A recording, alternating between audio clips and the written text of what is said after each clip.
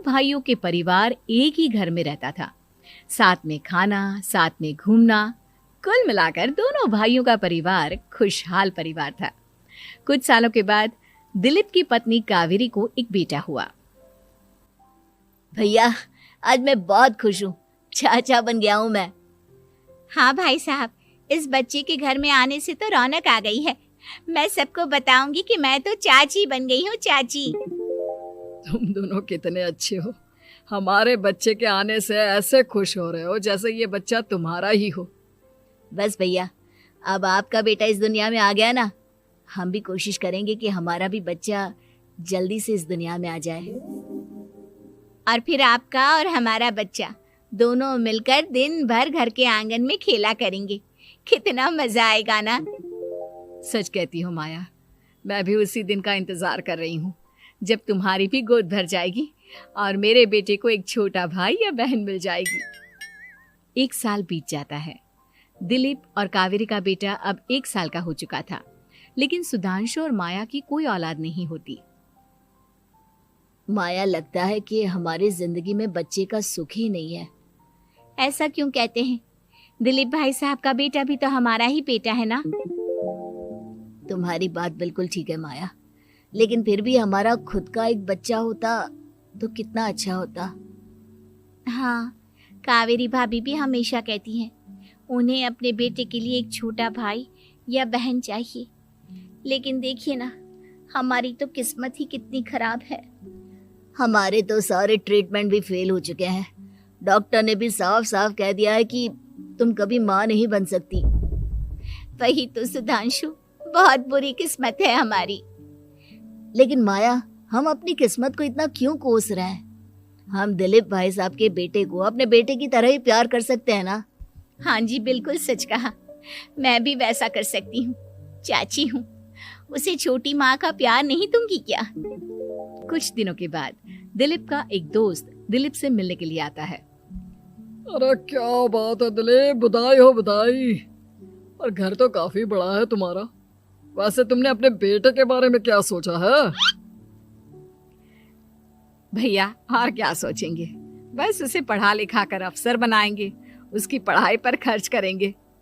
अरे भाभी, आपकी तो इतनी सारी प्रॉपर्टी है, आपको किस बात की चिंता? ले देकर एक बेटा ही तो है।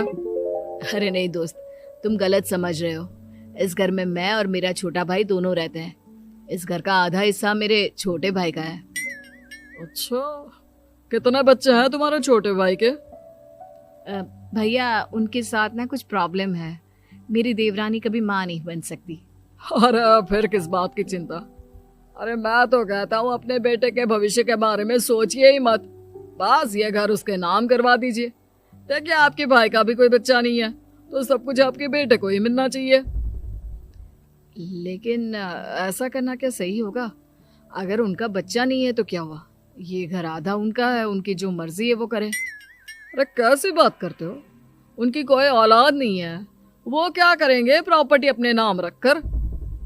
हाँ, वैसे भाई साहब, आपकी बात तो बिल्कुल सही है। अब जो कुछ भी है वो हमारे बेटे का ही तो है। आखिर वही तो इस घर के वंश को आगे बढ़ाएगा।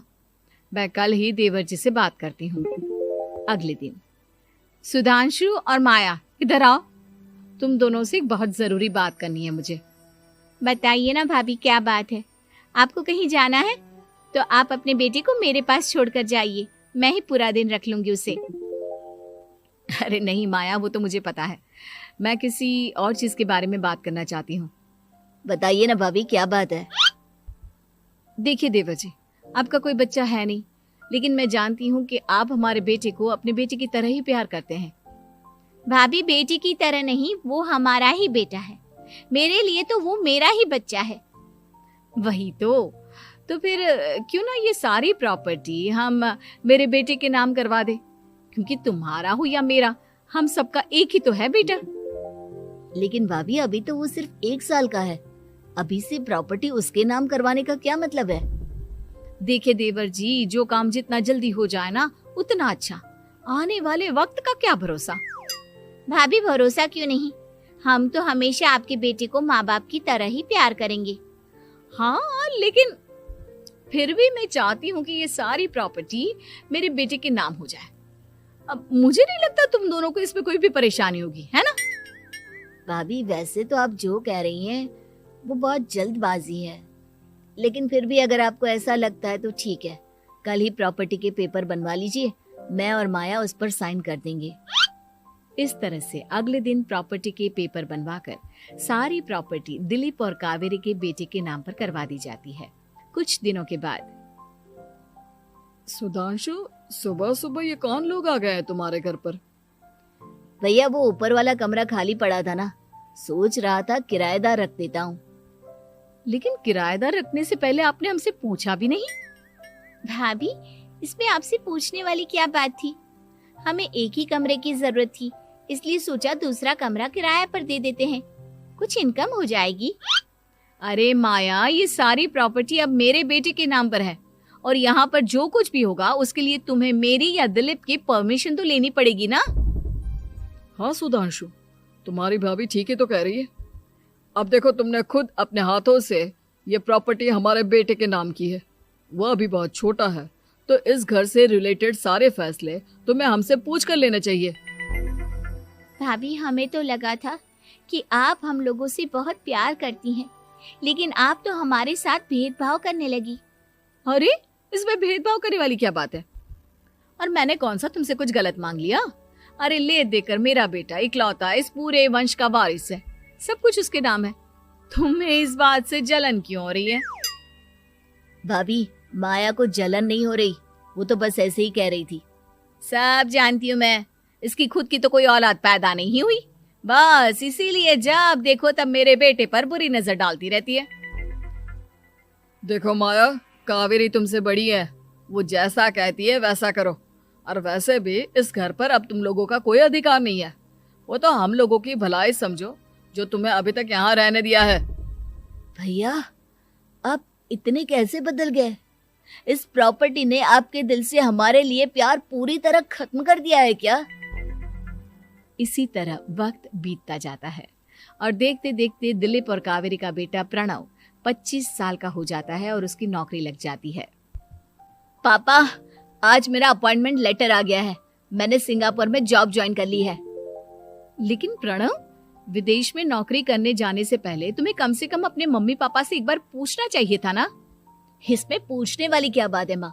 मैं सिंगापुर जाकर जॉब करना चाहता हूँ तो करना चाहता हूँ। देखो प्रणव, हमने तुम्हारे लिए इतनी सारी प्रॉपर्टी यहाँ पर रखी हुई है, उन सब का क्या होगा? यहाँ रहो, बिजनेस करो।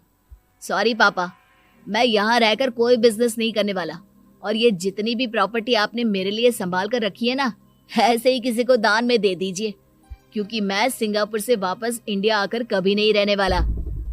दिमाग खराब हो गया है तेरा, जानता नहीं, तेरी वजह से हमने तेरे चाचा चाची से लड़ाई करके पूरा घर तेरे नाम करवा दिया था। हाँ, तो ऐसा करने से पहले आपको सोचना चाहिए था ना। और मम्मा, मैं तो वैसे भी उस वक्त 1 साल का था, मेरा इस मैटर से कोई लेना देना नहीं है। कैसी बात कर रहा है ये लड़का?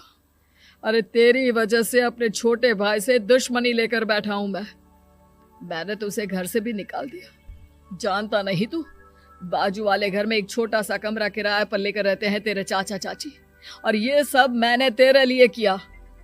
देखिए पापा, आपने जो कुछ भी किया अपने लिए किया। मैंने आपसे कब कहा था कि मुझे ये प्रॉपर्टी और घर चाहिए? और वैसे भी अपने भाई के साथ इस तरह का बिहेव करके आपने कोई अच्छा काम तो किया नहीं। तू सही कह रहा है बेटा, हमने तेरे चक्कर में अपने छोटे भाई जैसे देवर और बहन जैसी देवरानी को इस घर से निकाल दिया। बहुत बड़ी गलती हो गई मुझसे। ठीक है मॉम, तो अब आप अपनी गलती सुधारो, लेकिन मुझे तो फॉरेन जाना है, मैं वहीं जाऊंगा। अब आगे क्या करना है ये आपका डिसीजन है। और प्रणव सिंगापुर जॉब करने के लिए चला जाता है। कुछ दिनों के बाद जब दिलीप और कावेरी को अपनी गलती का एहसास होता है तो वो सुधांशु के घर पहुंचती है। सुधांशु, माया, हमें माफ कर दो, हमसे बहुत बड़ी गलती हो गई। क्या हुआ भाभी? आज इतने सालों के बाद अब हम गरीब लोगों के घर क्या करने आई हैं? भाभी, हमने तो खुशी खुशी अपने भतीजे को सब कुछ दे दिया, अब हमारे पास कुछ भी नहीं बचा है। भाई, मुझसे बहुत बड़ी गलती हो गई, जो तेरे जैसे भाई को मैंने प्रॉपर्टी के चक्कर में घर से निकाला और जिसके लिए मैंने ये सब कुछ किया, वो खुद ही विदेश चला गया। भैया भाभी, जिस बेटे के लिए आपने हम लोगों को इतनी तकलीफ दी, आपस के प्यार को बिगाड़ा, जब वही आपसे दूर चला गया तो आपको इस बात का एहसास हुआ। लेकिन माफ कीजिए, अब हम आपके साथ रहने के लिए उस घर में नहीं आ सकते। नहीं नहीं माया, ऐसा मत कहो, मुझसे बहुत बड़ी गलती हो गई। प्लीज वापस चलो, मैं वो घर फिर से तुम्हारे नाम कर देती हूँ। भाभी, मैं उस घर का क्या करूंगी? किसके लिए? मेरा कोई बच्चा नहीं। मैं तो बस जिंदगी भर आप लोगों के साथ प्यार से रहना चाहती थी। प्रणव को अपने बेटे की तरह प्यार करना चाहती थी, लेकिन आपने मुझसे वो अधिकार छीन लिया। भाभी और भैया, एक सवाल पूछना चाहता हूँ।